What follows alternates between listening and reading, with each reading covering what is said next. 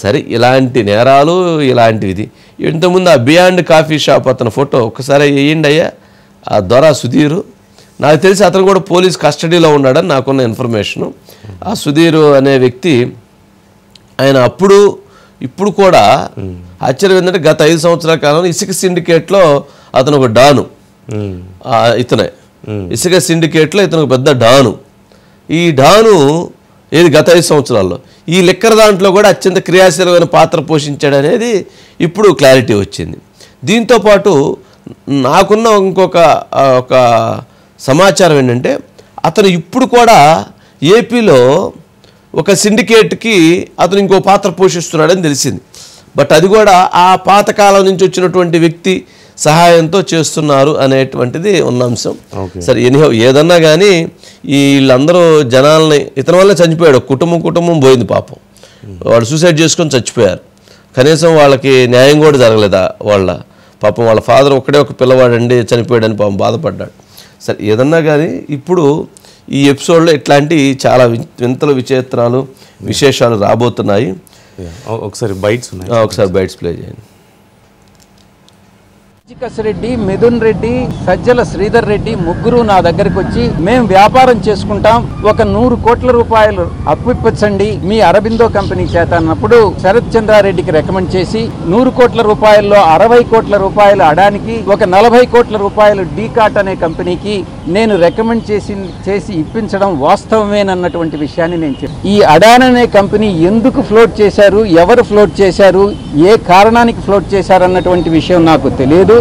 ఆ కంపెనీలు ఏ రకంగా ఈ ఫండ్స్ను యూటిలైజ్ చేసుకున్నాయి, ఏ రకంగా దాన్ని రీఫండ్ ఇచ్చారు అన్నటువంటి విషయం రాజకసిరెడ్డి ఎప్పుడైతే అబ్స్కాండింగ్లో ఉన్నాడు, ఎప్పుడైతే ఆయన దొరికి తీసుకొస్తాడో మీరు రాజకసిరెడ్డిని అడిగి తెలుసుకోవచ్చు. రోజు ఏ విచారణ సిట్ విచారణ జరుగుతుంది మద్యం విషయంలో, ఈ విచారణ మొత్తం అన్ని ఇష్యూస్లోని కూడా విచారణ జరుగుతున్నాయి. ఎక్కడో అక్కడ భయపడుతున్నారు కాబట్టే కదా రాజకీయంగా మమ్మల్ని హింసించేస్తారని మాట్లాడుతున్నారు. రాజకీయ హింస అన్నది పరాకాష్ఠకి వెళ్ళింది మాత్రం 19 to 24. మేము ఈ రోజు వరకు రాజకీయ కక్షలు పెట్టుకోలేదు. ఒక థీమ్ పెట్టుకున్నాం, ప్రజలకు ఉపయోగపడాలి, తప్పు చేసినప్పుడు ఎవరికైనా శిక్ష పడాలి. ఇదే థింకింగ్తో వెళ్తున్నాం, ఇదే థీమ్తో మేము వెళ్తున్నాం. ఆయన కూడా ఇప్పేస్తే మొత్తం ఇప్పేసి ఉంటుంది. ఆయన కూడా ఇప్పేస్తే సగం ఆయన సగం అయి ఉంటుంది.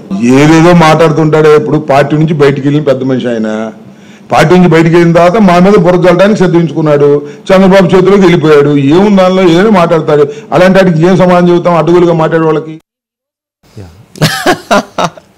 ఆయన అడ్డగోలుగా మాట్లాడతాడంట అంబటి రాంబాబు గారు. ఆయన అడ్డగోలుగా మాట్లాడతాడని ఇప్పుడు ఇలా గుర్తొచ్చింది.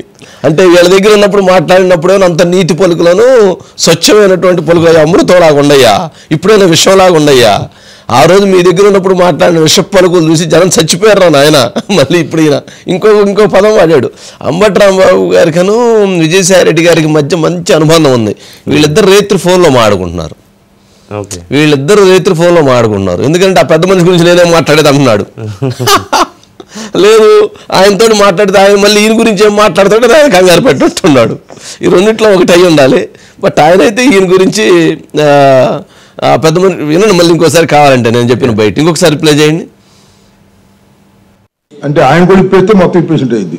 ఆయన కూడా ఇప్పేస్తే సగం ఆయన సగం అయి ఉంటుంది. ఏదేదో మాట్లాడుతుంటాడే. ఇప్పుడు పార్టీ నుంచి బయటికి వెళ్ళిన పెద్ద మనిషి ఆయన. పార్టీ నుంచి బయటికి వెళ్ళిన తర్వాత మా మీద బురద చల్లడానికి సిద్ధించుకున్నాడు. చంద్రబాబు చేతిలోకి వెళ్ళిపోయాడు. ఏముంది దానిలో ఏదైనా మాట్లాడతాడు. అలాంటి వాటికి ఏం సమాధానం చెబుతాం అడ్డగోలుగా మాట్లాడే వాళ్ళకి? పెద్ద మనిషి అని చెప్పి తాపిచ్చాడు. అదొకటి. రెండోది మొన్న కూడా ఎందుకనో విజయసాయి బయటకు వచ్చి మాట్లాడిన తర్వాత సాక్షిలో కొంచెం ఆయన మీద తక్కువ రాశారు. చంద్రబాబు నాయుడు గారి కుట్ర, చంద్రబాబు నాయుడు గారి పథక రచనలో జరుగుతుందని రాశారు. ఆయన మీద రాయాలి. ఎందుకంటే నేను పెట్టించిన సాక్షి మీద నా దాంట్లో రాస్తున్నారు, మీ సంగతి తెలుస్తాను అన్నాడు. కాబట్టి అక్కడి నుంచి ఎందుకు కొంచెం వాళ్ళకి అక్కడ ఇదైనట్లుంది. అదొక ఇది.